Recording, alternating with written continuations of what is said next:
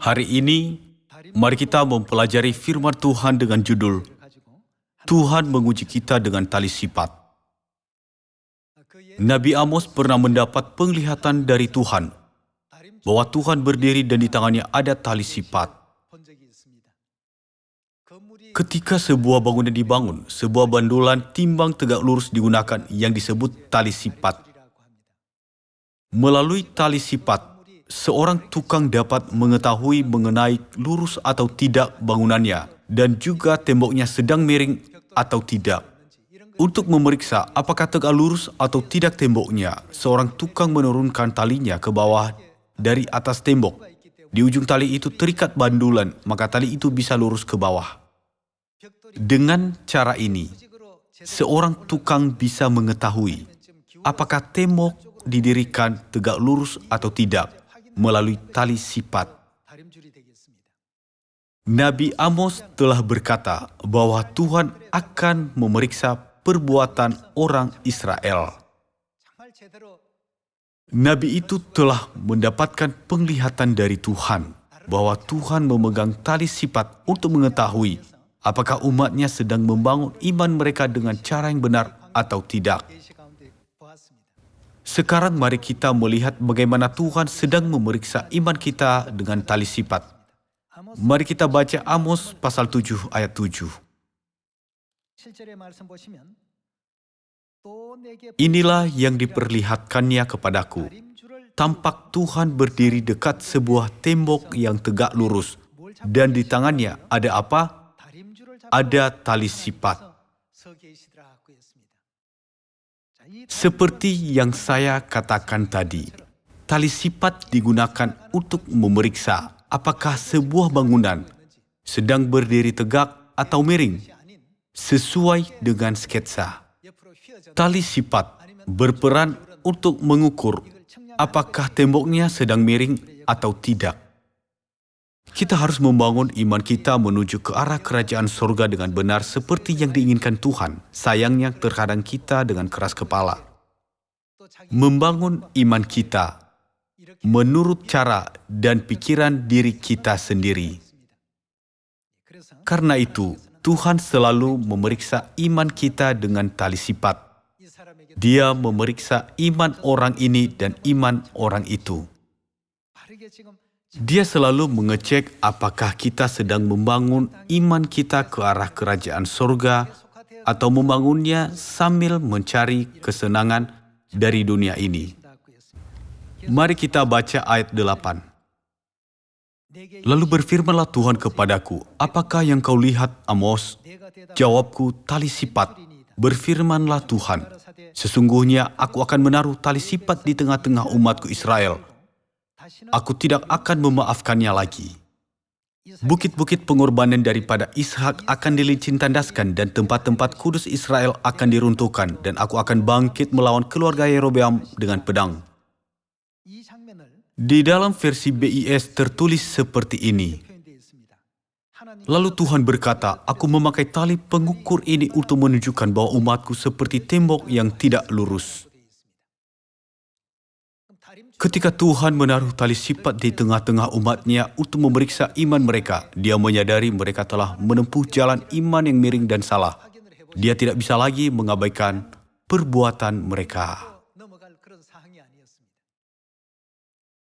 Sekarang juga Tuhan menaruh tali sifat di tengah-tengah kita dan memeriksa seberapa banyak miringnya iman kita.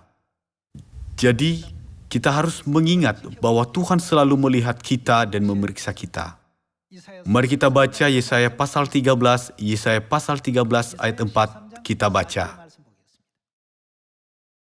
Ada suara keramaian di atas gunung-gunung, seperti suara kumpulan orang yang besar jumlahnya. Suara kegaduhan dari kerajaan-kerajaan, dari bangsa-bangsa yang berkumpul. Tuhan semesta alam sedang memeriksa pasukan perang. Nabi Yesaya berkata bahwa Tuhan sedang memeriksa pasukan, dan Nabi Amos berkata bahwa Tuhan menaruh tali sifat. Kedua firman itu artinya sama. Tuhan memeriksa iman kita masing-masing, apakah iman kita dibangun dengan benar. Atau kelihatannya saja kita menuju kerajaan surga, tetapi batinnya cenderung pada dunia. Nabi Yesaya berkata di dalam Yesaya pasal 14, Tuhan sedang memeriksa pasukan perang rohani. Apakah mereka sedang melakukan apa yang dikehendaki Tuhan atau tidak? Mari kita baca Matius pasal 7 ayat 21.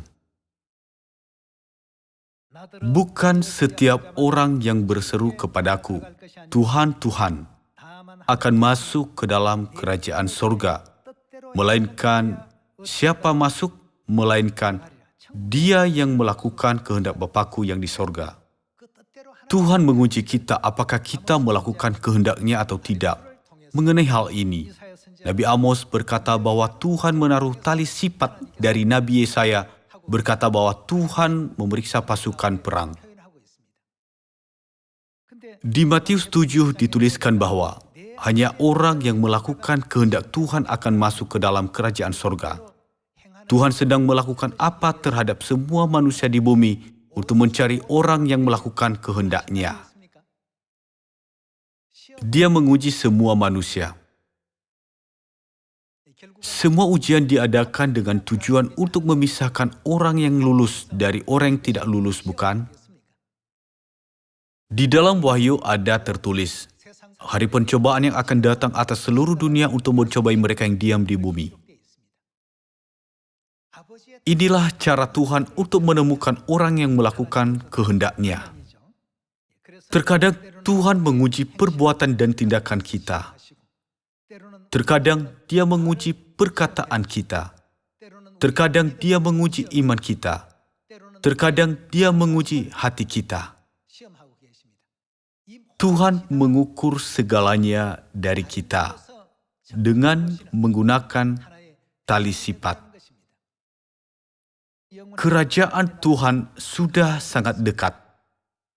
Kita perlu memeriksa diri kita sendiri apakah kita sedang membangun iman kita untuk sampai ke kerajaan sorga. Di dalam kitab Ulangan 8, kita bisa melihat Tuhan telah menaruh tali sifat di tengah-tengah orang Israel selama 40 tahun untuk mengetahui apakah mereka cukup layak untuk masuk ke Kanaan atau tidak. Hanya sedikit orang tetap benar dan lurus. Kebanyakan dari mereka mempunyai iman yang miring dan menuju ke arah yang salah. Beberapa dari mereka tidak beriman, beberapa orang bersungut-sungut kepada Tuhan, dan beberapa lain lagi melakukan perbuatan yang jahat. Maka Tuhan tidak meluluskan mereka semua. Tuhan memisahkan orang-orang yang gagal dalam ujian selama 40 tahun di padang gurun dan mengizinkan hanya sedikit orang yang benar memasuki Kanaan di mana susu dan madu mengalir. Selama 40 tahun Dia mencari orang yang layak untuk memasuki tanah itu yang melambangkan kerajaan sorga. Ketika kerajaan Tuhan sudah dekat, Tuhan berkata, "Aku akan melihat apakah iman mereka teguh atau tidak." Di dalam kitab Wahyu, tertulis bahwa hari pencobaan yang akan datang atas seluruh dunia. Karena kerajaan surga sudah dekat, iman kita harus diperiksa dengan tali sifat. Ada seseorang yang kelihatannya tembok imannya sudah tinggi, namun disusun dengan cara yang salah, sehingga jika sebuah batu bata ditaruh di atasnya, itu akan runtuh karena sangat miring. Karena semua orang membangun iman mereka mengikuti pikiran dan cara mereka masing-masing. Tuhan memeriksa iman mereka dengan tali sifat. Apakah imannya berdiri teguh sesuai dengan kehendak Tuhan? Sekarang secara rohani, kita berada dalam situasi yang sama dengan orang Israel yang hidup di padang gurun 3.500 tahun yang lalu, yang merupakan bayangan. Kita akan segera masuk ke dalam tanah Kanaan rohani. Mari kita baca firman di Ulangan 8 ayat 1. Segenap perintah yang kusampaikan kepadamu pada hari ini, haruslah kamu lakukan dengan setia. Kalau kita melakukannya dengan setia, iman kita pasti teguh dan benar ketika itu diukur dengan tali sifat, bukan? Supaya kamu hidup dan bertambah banyak dan kamu memasuki serta menduduki negeri yang dijanjikan Tuhan dengan sumpah kepada nenek moyangmu. Ayat 2. Ingatlah kepada seluruh perjalanan yang kulakukan atas kehendak Tuhan Allahmu di padang gurun selama 40 tahun ini dengan maksud merendahkan hatimu dan apa? Tali sifat berperan untuk memeriksa tembok itu tegak lurus atau tidak. Tuhan mencobai kita, apakah kita benar atau tidak, dan mencobai engkau untuk mengetahui apa yang ada dalam hatimu, yakni apakah engkau berpegang pada perintahnya atau tidak. Kalau kita melakukan perintah Tuhan, kita akan berdiri tegak lurus. Jika tidak, iman kita akan miring dan berdiri ke arah yang salah. Jika kita salah meletakkan batu bata, pada akhirnya akan menyebabkan bangunan runtuh. Hal ini bisa kita pahami dengan jelas, dengan melihat proses konstruksinya. Dan mencobai engkau untuk mengetahui apa yang ada dalam hatimu, yakni apakah engkau berpegang pada perintahnya atau tidak. Ayat 3. Jadi ia merendahkan hatimu, membiarkan engkau lapar dan memberi engkau makan mana yang tidak kau kenal dan yang juga tidak dikenal oleh nenek moyangmu, untuk membuat engkau mengerti bahwa manusia hidup bukan dari roti saja, tetapi manusia hidup dari segala yang diucapkan Tuhan. Pakaianmu tidaklah menjadi buruk di tubuhmu dan kakimu tidaklah menjadi bengkak selama 40 tahun ini. Maka haruslah engkau insaf bahwa Tuhan Allahmu mengajari engkau seperti seorang mengajari anaknya. Oleh sebab itu haruslah engkau berpegang pada perintah Tuhan Allahmu dengan hidup menurut jalan yang ditunjukkannya dengan takut akan Dia. Jika kita hidup sesuai dengan firman Tuhan, tembok iman kita bisa dibangun dengan tegak lurus setinggi apapun. Pada akhirnya, rumah yang kokoh dapat dibangun. Jika tidak, tembok akan selalu dibangun pada sudut yang salah dan rumah yang tidak kokoh dibangun. Pada akhirnya, itu tidak bisa bertahan lama. Saat rumah yang tidak kokoh mencapai ketinggian tertentu, akhirnya akan runtuh. Itulah sebabnya Tuhan menurunkan tali sifat untuk mengetahui apakah tembok iman kita teguh atau tidak. Alkitab mengatakan bahwa Tuhan memegang tali sifat di tangannya. Karena ini adalah waktu untuk menguji iman kita. Seperti yang telah dilakukan Tuhan selama 40 tahun di padang gurun, Dia sekarang mencari orang yang melakukan kehendak Tuhan seperti yang telah difirmankannya. Dia yang melakukan kehendak Bapakku akan masuk ke dalam kerajaan sorga. Untuk mencari orang-orang ini, Tuhan terkadang membiarkan kita melalui ujian dan pencobaan. Terkadang merendahkan kita dan terkadang meninggalkan kita. Ketika kita berada di posisi tinggi, kita dengan mudah menjadi sombong. Saat kita direndahkan, kita mudah mengeluh. Dia terkadang meninggikan kita dan terkadang merendahkan kita. Dia terkadang membiarkan kita kelaparan atau membiarkan kita hidup berkelimpahan. Tuhan berkata bahwa Dia akan menguji kita untuk mengetahui apa yang ada di hati kita dalam berbagai keadaan dan situasi. Kita harus bertanya pada diri kita sendiri, ketika Tuhan mengukur aku dengan tali sifat, apakah aku condong ke dunia tahun ini? Apakah imanku miring? Atau apakah aku berdiri tegak menuju kerajaan sorga? Seperti apakah aku di mata Tuhan?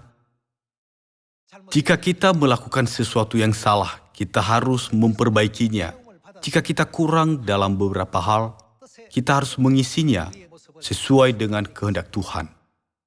Mari kita baca Mazmur pasal 26 ayat 2. Penulis Mazmur ini meminta apa kepada Tuhan? Ujilah aku, ya Tuhan, dan cobalah aku. Selidikilah batinku dan hatiku. Apakah saya sekarang mengikuti kehendak Tuhan? Saya sendiri tidak tahu. Jika iman saya bengkok bahkan sedikit, mohon segera memperbaiki saya. Ya Tuhan, jika saya tidak tegak dengan menaruh tali sifat di depanku, tolong bimbing saya untuk membangun tembok imanku dengan benar menuju kerajaan sorga. Karena Daud memiliki pola pikir seperti ini, Tuhan berkata, kamu adalah orang yang berkenan di hatiku. Aku sangat senang dengan kamu. Di dalam Alkitab tertulis, Daud sebagai orang yang berkenan di hati Tuhan. Tuhan mengungkapkan tentang Daud seperti ini. Aku melihat imanmu selalu berfokus padaku. Kamu adalah orang yang berkenan di hatiku dan selaras dengan hatiku. Mari kita buka Wahyu 2, pasal 2 ayat 23 kita baca. Dan anak-anaknya akan kumatikan dan semua jemaat akan mengetahui bahwa akulah yang menguji. Apa? Menguji batin dan hati orang. Dan bahwa aku akan membalaskan kepada kamu setiap orang. Menurut apa? Menurut perbuatannya. Tuhan tidak menilai orang dari penampilan luarnya, tetapi selalu menyelidiki hati dan pikiran mereka. Jika kita diukur melalui tali sifat Tuhan pada saat ini, iman kita seharusnya ditemukan menuju ke sorga tanpa kehilangan rasa syukur kita atas keselamatan yang kekal. Saya sangat berharap kita semua bisa membangun rumah iman dengan menumpuk batu bata dengan tegak lurus.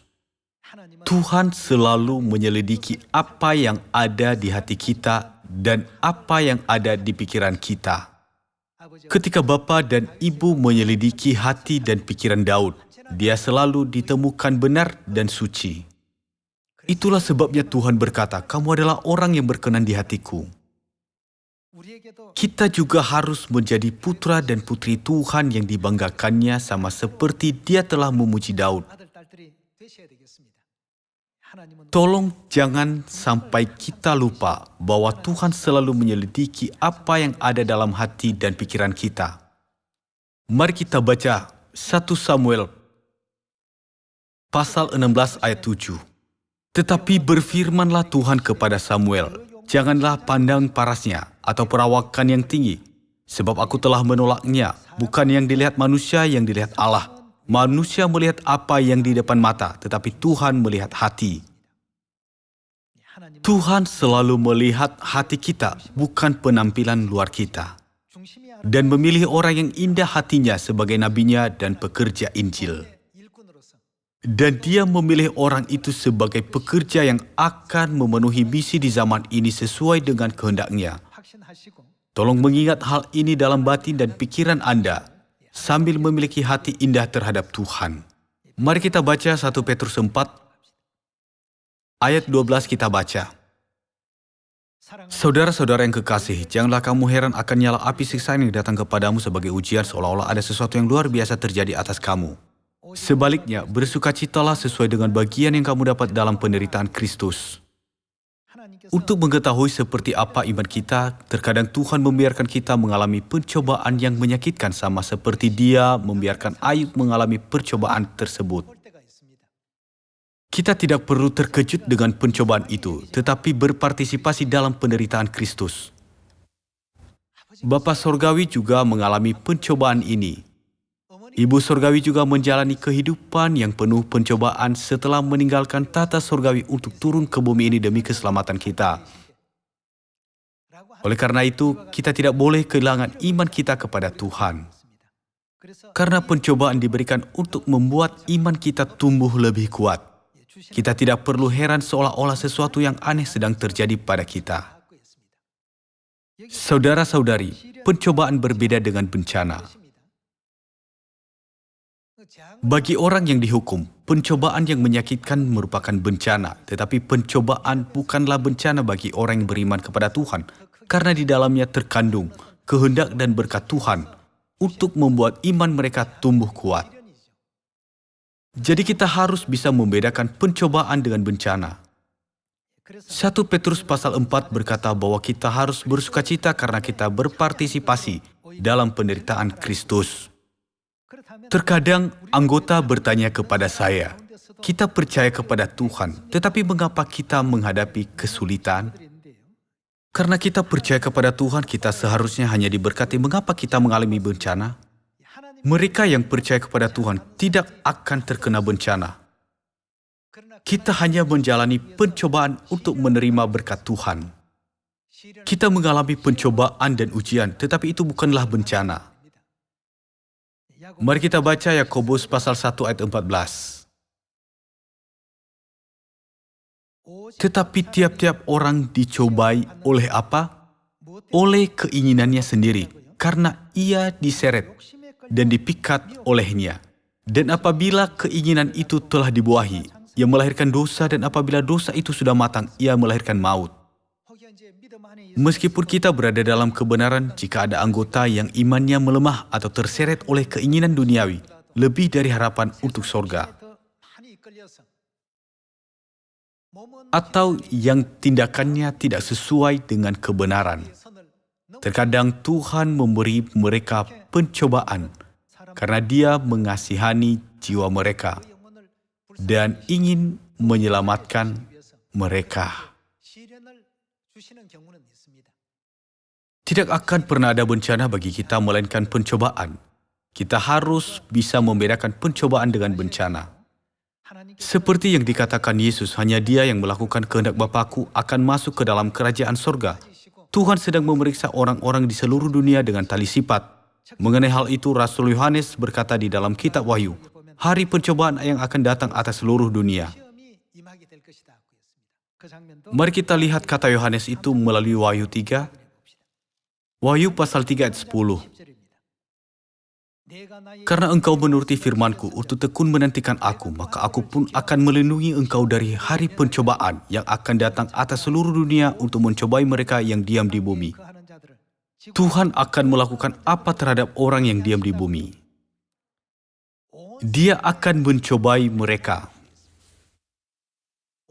Tuhan memberikan pencobaan ke seluruh dunia, berarti Tuhan akan menguji sesuatu dari mereka.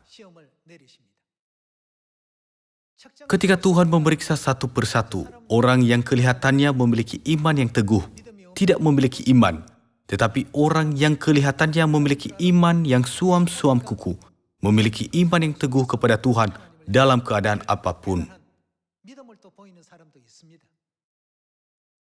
Alat untuk mengukur ini adalah tali sifat yang Tuhan pegang di tangannya. Dia mengukur setiap orang dengan tali sifat. Alasan pengukurannya adalah untuk menemukan orang-orang yang melakukan kehendak Tuhan. Alkitab berkata, hanya Dia yang melakukan kehendak Tuhan akan masuk ke dalam kerajaan sorga. Penyakit virus corona telah berdampak pada kehidupan manusia selama bertahun-tahun, menyebabkan mereka memiliki pikiran negatif, putus asa, membuat suasana suram, dan menghilangkan semua kesenangan dunia. Bahkan dalam situasi ini, kita harus mencari tahu apakah kehendak Tuhan pada saat ini. Jika Tuhan menempatkan tali sifat di antara kita, apakah tembok imanku ditemukan tegak lurus menuju kerajaan sorga? Apakah imanku menuju ke arah yang benar? Ketika Tuhan menguji seluruh dunia, apakah aku dijauhkan dari masa pencobaan? Apakah aku bisa lulus dari ujian? Setiap hari, kita harus meminta Bapa dan Ibu untuk membantu kita dalam semua ini. Tuhan mencari orang yang berdiri tegak dalam iman bahkan pada saat ini. Karena virus corona, kita tidak bisa menginjil dengan bebas dan ada banyak pembatasan kegiatan sosial. Beberapa negara bahkan melarang orang keluar dari rumah mereka. Bahkan dalam situasi seperti ini, anggota kita berkata, Tuhan sudah menubuatkan bahwa bumi adalah dunia dengan banyak keterbatasan. Jadi aku akan tinggal di sini dengan satu-satunya harapan akan sorga.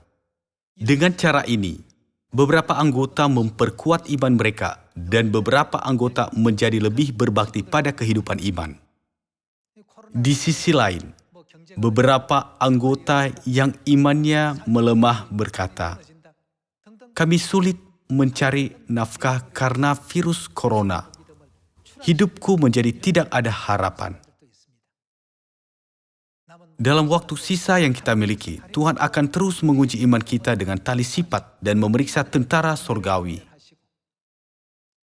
Dengan menguji semua orang di dunia, Tuhan mencari mereka yang lulus ujian.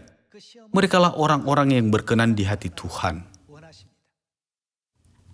Bahkan jika kita ditempatkan dalam situasi dilempar ke dalam tungku seperti Sadrak, Mesak, dan Abednego, Tuhan akan melakukan banyak mukjizat bagi kita selama kita memiliki iman yang teguh kepada Tuhan, bukan?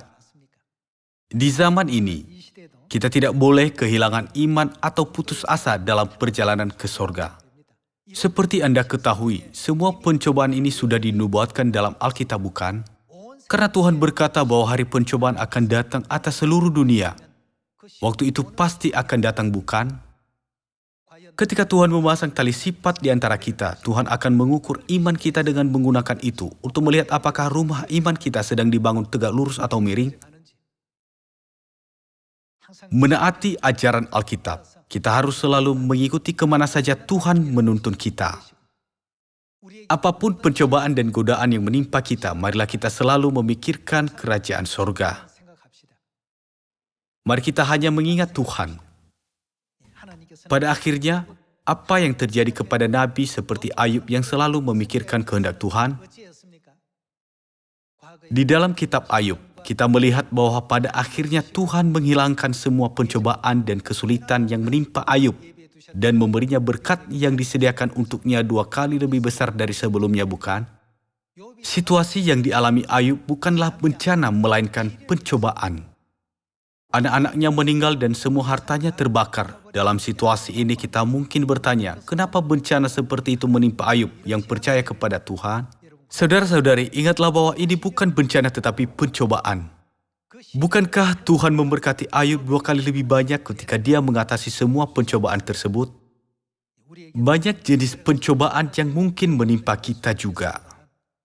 Sekalipun kita mengalami pencobaan seperti itu, janganlah kita melupakan surga tetapi tetap melakukan ketetapan peraturan dan hukum Tuhan dan masuk ke dalam kerajaan surga. Berharap kita semua akan menjadi keturunan perempuan yang lain yang muncul di Wahyu 12 dan menerima warisan surgawi. Saya menutup khotbah ini. Terima kasih.